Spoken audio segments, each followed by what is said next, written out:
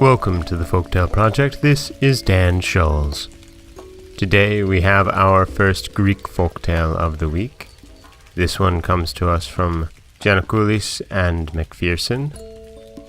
And it's an interesting twist on a story of love and shows what happens when a man reaches too far. What damage it can do. This is The Fairy Comb. Galanis, the curly-haired fisherman, found himself at the entrance of a strange rocky cavern. He was leaning against one side of the opening, staring dazedly out at the pale sea and sky of dawn. There was upon him weariness like the reaction to a great exhilaration.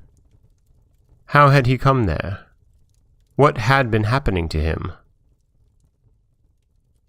As Galanis stood motionless, dumbfounded, daylight came slowly upon the island of Ithaca.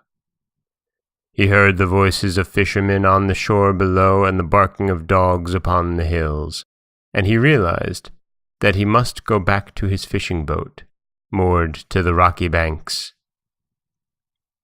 He started forward uncertainly. The flash of a jewel caught his eye, and he saw a bright, jewel-studded comb lying at his feet. He began to remember. As he picked up the comb and turned it over in his hands, he recalled the maiden who had worn it in her shining golden hair. She was not a mortal maiden, he was sure of it. Yet he, Galanis the fisherman, had danced with her, had held her for a moment on his lap, had touched her bright hair and brushed her white fingertips with his lips. Oh, what a night it had been! It all came back to him now. In the calm of the early evening he had lain half asleep in his little fishing boat, watching the full moon rise. Faint voices and the music of splashing water floated to him from the open sea and seemed part of his half-waking dream. After a little time the sounds came again, startling him from the light sleep into which he had fallen. He thought he saw vague, foam-like forms moving upon the water. He could not sleep again. Something strange was stirring beneath the calm moon and the white stars. He lit a cigarette to keep him company, and at the flare of the match 12 forms darted toward him. He could not see them clearly. They were like maidens, graceful, glimmering with jewels, yet pale and shadow-like. They danced in the air around and around as they approached him, to the rhythm of their own singing. Nearer and nearer they came. They brushed him as they whirled by, and he could distinguish their words. "To Odysseus's cave we go, to the Marmospello.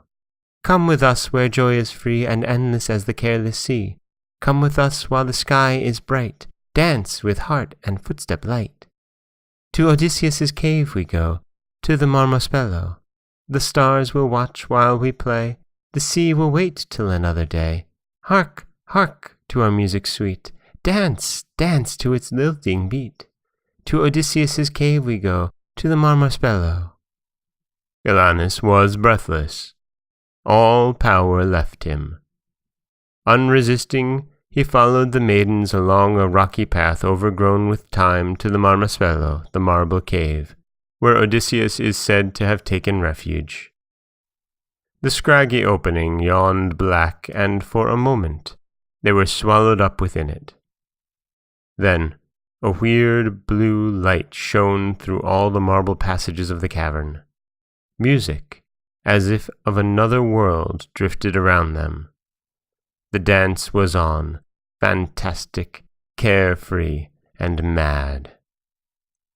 Galanis remembered lily-pale faces, shimmering garments, jeweled combs in shining hair, movement to a wild, pulsating rhythm.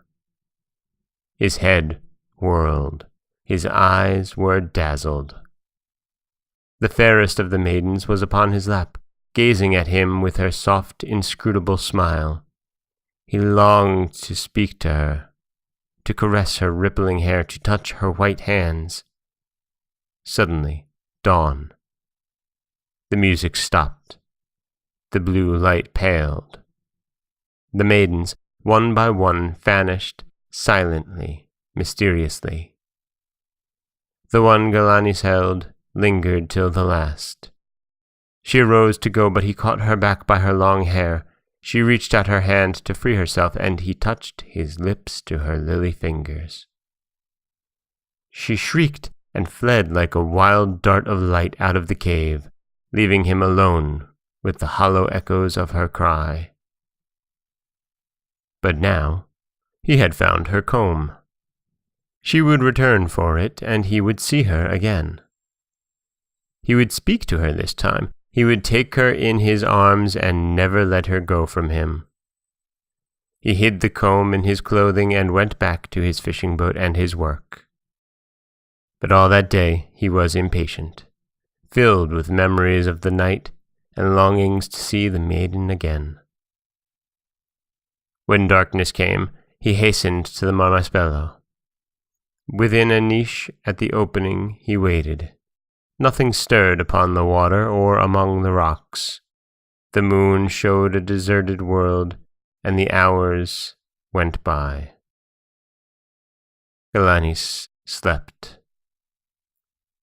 In the pale dawn he awoke and heard the voices of fishermen on the shore below, and the barking of dogs upon the hills. The maidens had not come back. Sadly he looked at the comb. That day he did not return to his boat. He sat among the rocks on the shore, thinking he would never see her again. On the third night, Galanis went early to the marble cave. There was new hope in his heart. He waited again in his niche, but this time he did not sleep. After a long while, he heard steps of sandaled feet in the darkness.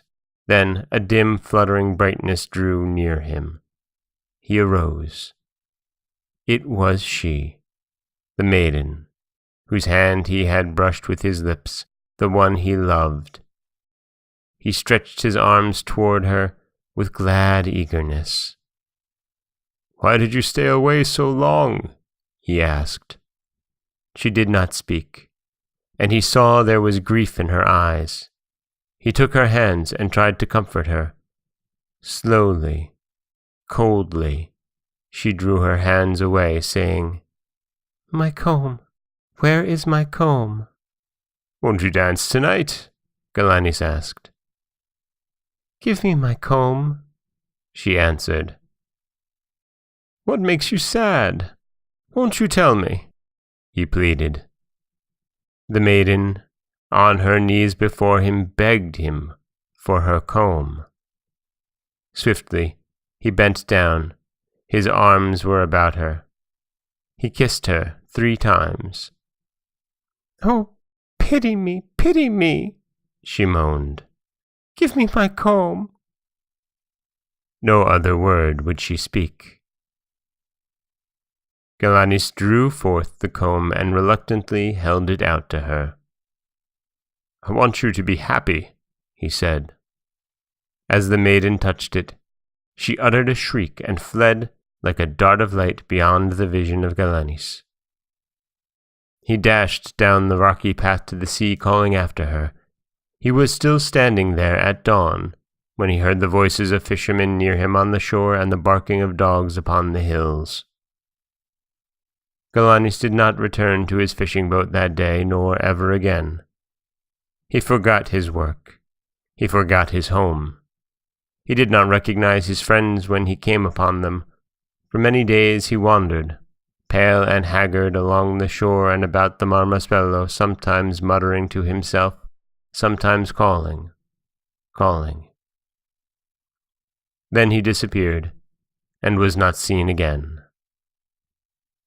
Every full moon night, it is said, one can see at the entrance of the cave a weeping maiden with a jeweled comb in her golden hair. It is the mortal-kissed fairy, whom Galanis loved, but whom he condemned by his kiss to exile. Never again may she return to the fairy palace and her companions. She hides in the cave, and for her sin she weeps eternally. And that is The Fairy Comb by Galanis and Macpherson. This is a story that, if read with a modern interpretation, is largely about consent and how damaging it can be to act without it. Whether or not that is what Theodore Galanis and Georgia Macpherson were going for in their fairy tales of modern Greece from 1930, that certainly is how it comes across today, isn't it? This is Dan Schulz for the Folktale Project. Don't forget that you can subscribe to the podcast on Apple Podcasts, Stitcher, Google Play, Overcast, anywhere you like to get your podcasts. You can follow us on Twitter at Folktale Project. You can find us on Auto Radio, TuneIn Radio, iHeartRadio, Spotify, anywhere you like to listen. And you can always head over to folktaleproject.com, where you'll find a new story waiting for you every Monday, Wednesday, and Friday. As always, thank you so much for listening.